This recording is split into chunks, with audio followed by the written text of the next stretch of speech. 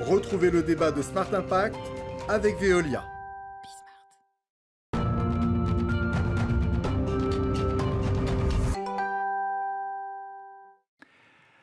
Raison d'être et raison d'agir, voilà ce dont on parle tout de suite avec mes invités. Béatrice Mandine, bonjour, bienvenue. Vous êtes directrice exécutive communication marquée engagement d'Orange. À vos côtés, Sophie Chassa, bonjour. Vous êtes philosophe et associée chez Women, qui est un cabinet de conseil qui accompagne notamment les entreprises dans la définition de leur raison d'être. Et vous avez accompagné Orange.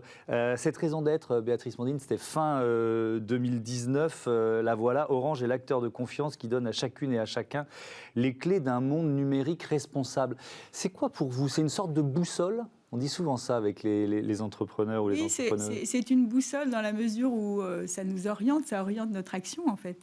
Et dans une durée qui est bien plus longue que ce qu'on pratique traditionnellement en entreprise, c'est-à-dire qu'on est habitué à avoir des projets, des plans à 3 ans, à 5 ans. Et là, il faut imaginer que cette raison d'être, elle est pensée pour être pérenne.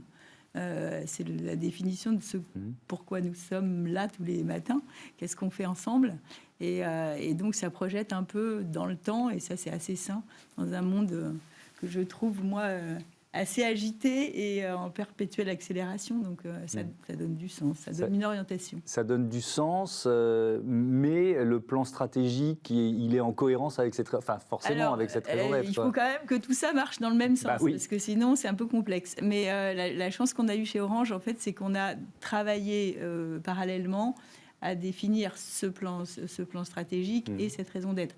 Après, historiquement, ça part de quelque chose. Vous ne partez pas d'une page blanche. C'est-à-dire que chez Orange, il y a un ADN, une culture d'entreprise. Il y avait une philosophie d'entreprise qui est assez rare pour qu'on en parle, et qui s'appelle Human Inside. Et on a mis tout ça ensemble à un moment donné en se disant, à l'occasion de la loi Pacte, en fait, qui s'est présentée en 2019, et on va formaliser notre raison d'être. Et j'insiste sur ce terme parce qu'on ne l'invente pas, la raison d'être. Ce n'est pas un exercice de com, précisément. Il faut résister à ça aussi. C'est-à-dire que c'est vrai qu'on aurait... D'aligner quelques jolis mots, oui. Oui, on aurait probablement préféré une formule qui claque un peu. Moi, je me souviens que j'aimais beaucoup le concept de progrès positif, mais c'est pas forcément, c'est un peu, ça met des barrières et c'est pas ce qu'on a choisi. Donc quelque chose qui soit plus facile à appréhender pour tout le monde et pour tous les salariés de l'entreprise et ses parties prenantes. Donc ça fait beaucoup de monde. Oui. Oui, c'est aussi un outil de communication interne, de cohésion interne. Enfin, il y a tous ces aspects-là.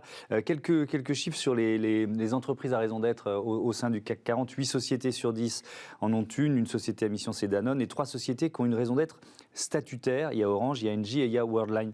Sophie Chassa, raison d'être statutaire, ça change quoi? Parce que déjà, c'est pas seulement des mots là aussi. Non, alors d'abord, c'est la lettre de la loi. C'est-à-dire que, effectivement, Béatrice Mandine le rappelait, la loi Pacte est promulguée en mai 2019. Il y a des changements dans le droit français, dans certains articles du Code civil et dans un article du Code de commerce. L'article 1835 ouvre la possibilité pour les entreprises de préciser dans leur statut une raison d'être. Donc la lettre de la loi, c'est bien l'idée d'inscrire une raison d'être dans ces statuts. Alors certaines entreprises l'ont fait dans les statuts stricto sensu. C'est le cas des 3 que vous avez cités et Orange. Oui. D'autres l'ont fait en préambule des statuts, ce qui n'a pas tout à fait la même dimension juridique. Oui, c'est pas le même engagement. C'est pas le même engagement, tout à fait. Voilà, ça reste symboliquement important. C'est dans le corps du texte des statuts, mais en préambule. Et donc, voilà, ça c'est vraiment la lettre de la loi. Ensuite, ce qui est intéressant, c'est qu'il y a beaucoup d'entreprises qui sont emparées de l'esprit de la loi, qui n'ont certes pas inscrit la raison d'être dans les statuts, donc qui s'engagent moins avec ce caractère d'opposabilité juridique, mais qui se sont appropriés cet esprit de la loi, qui ont fait l'exercice de définition et de formalisation d'une raison d'être. Et c'est pour ça que vous pouvez citer effectivement le chiffre de 8 entreprises sur 10 dans le CAC 40 qui l'ont fait. Depuis quelques semaines, c'était novembre, Béatrice Mandine, il y a donc cette nouvelle étape, passage de la raison d'être au comité raison d'agir. Alors, vous le disiez, vous aviez déjà ça en tête quand vous avez créé cette raison d'être, mais pourquoi il fallait aller plus loin d'une certaine façon? En fait, aller plus loin, c'est juste factualiser la démarche que nous avions, et pour qu'un engagement soit sincère, il faut qu'il soit un peu concret. Et contrôlé d'une certaine façon. Exactement. Ouais. Et donc, oui, il y a toujours une dimension de transparence dans ce qu'on fait, mais quand on parle de raison d'être, mais pas seulement. On est dans un monde où dans la sphère de la communication, on n'est plus du tout à l'époque où on peut juste faire des promesses comme ça. Donc, il y a une nécessité de preuves, ou en tout cas de faits. Donc, nous, on a décidé de se doter de ce comité raison d'agir. C'était dans une démarche, encore une fois, de sincérité et de transparence. Mais que va-t-il faire, ce comité ? Alors, d'abord, il se réunit, c'est des personnes... Il se réunit trois fois par an, et ce sont des personnes indépendantes, extérieures, bien entendu.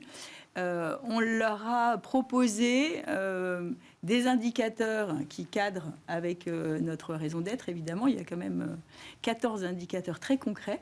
Et grâce à ça, ils seront à même de nous aiguiller, de nous proposer des choses. L'objet de ce comité, c'est de vérifier que l'action d'Orange est cohérente avec notre raison d'être. C'est aussi simple que ça. Donc après, ils le traiteront comme ils veulent.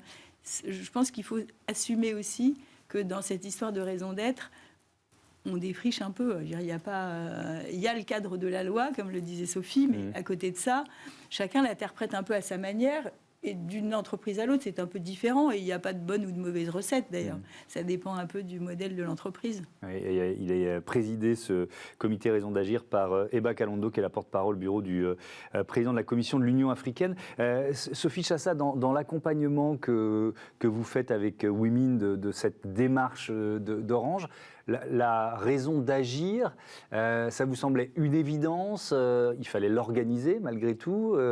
Jusqu'où c'est un contrôle pour vous ? Comment ça va fonctionner ? Je ne le dirais pas en termes de contrôle, en tout cas, il faut que ça engage la gouvernance. C'est-à-dire que la raison d'être, et c'est la force de ce modèle français, c'est d'inscrire le sens au cœur du modèle d'affaires, d'en faire vraiment le fondement de la stratégie, le fondement de tout un ensemble de déclinaisons stratégiques et opérationnelles, donc vraiment de le mettre au cœur du modèle. À partir du moment où c'est au cœur du modèle, il faut que la gouvernance se transforme, s'engage, et donc créer un nouvel organe de gouvernance comme un comité raison d'agir, en reprenant d'ailleurs le dispositif de la société à mission, c'est-à-dire que Orange prend le troisième niveau de la fusée de la loi Pacte, le modèle du dispositif société à mission, pour aller vraiment implémenter un changement dans sa gouvernance, avec effectivement ce comité qui a un rôle de suivi plus que de contrôle. Le contrôle, c'est plus un organisme tiers indépendant externe qui peut le faire, et puis le véritable contrôle, c'est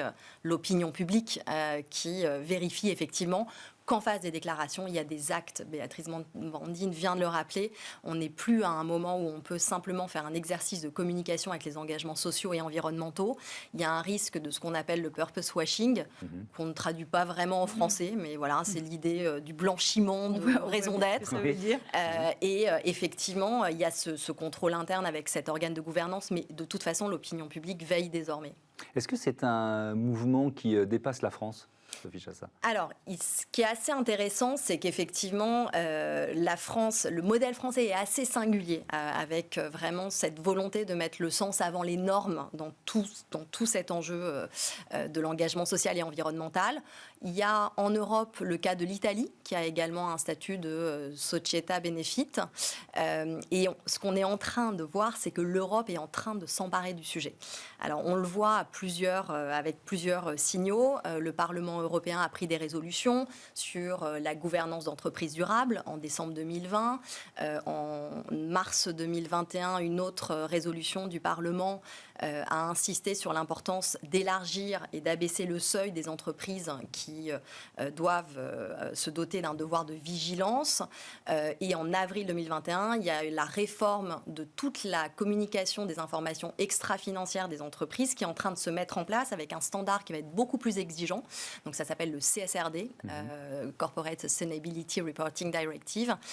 Et puis bien sûr, il y a la présidence française de l'Union qui commence avec la volonté d'un modèle européen économique qui réussisse la transition environnementale et sociale et qui porte des valeurs européennes. Et donc on voit bien que ce mouvement européen est en train de grandir. L'association qui représente les sociétés à mission, qui s'appelle la Communauté des entreprises à mission, a lancé le 1er décembre son congrès européen des entreprises à mission.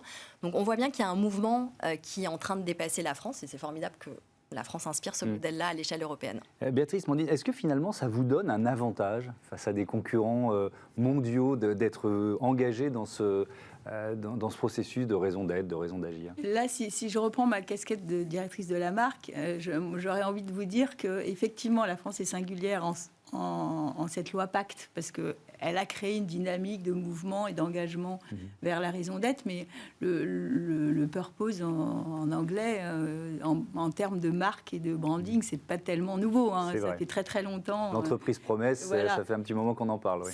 Ça fait longtemps qu'on est dans cette orientation-là. Donc les marques, toutes les grandes marques, la plupart des grandes marques qui sont successful aujourd'hui, eh ben, elles ont effectivement cette raison d'être en elles. Ce qui change quand même, c'est cette volonté de l'inscrire au cœur de l'entreprise, au cœur de la stratégie, au cœur de la gouvernance. Et ça, effectivement, c'est une marche de plus, indiscutablement, parce que c'est un engagement total de la boîte. L'entreprise à mission, ça fait partie des... Ce qu'on a dit depuis le début, c'est que, comme on a un peu le sentiment d'apprendre en marchant, on s'interdisait pas cette étape, mais on ne se l'imposait pas non plus. Donc, on établit les choses les unes après les autres, les étapes les unes après les autres. Et on a encore beaucoup de travail à faire, et ça... De sensibilisation, de pédagogie sur ce que ça veut dire que la raison d'être en entreprise, dans tous les métiers de l'entreprise. Il faut sensibiliser tout le monde à ce que ça veut dire. Ce n'est pas un projet de plus dans l'entreprise, c'est quelque chose qui doit infuser plus probablement de manière plus naturelle et que les uns et les autres se l'approprient dans leur quotidien. Et oui, ça doit être précisément un filtre à l'action de chacun au quotidien, donc il faut un petit peu de temps. Donc on n'est pas encore dans cette disposition-là, mais pourquoi pas. Merci beaucoup, merci à toutes les deux d'être venues présenter Raison d'être et Raison d'agir chez Orange. Voilà, on passe à Smart Ideas, des restaurants qui font la chasse aux emballages à usage unique.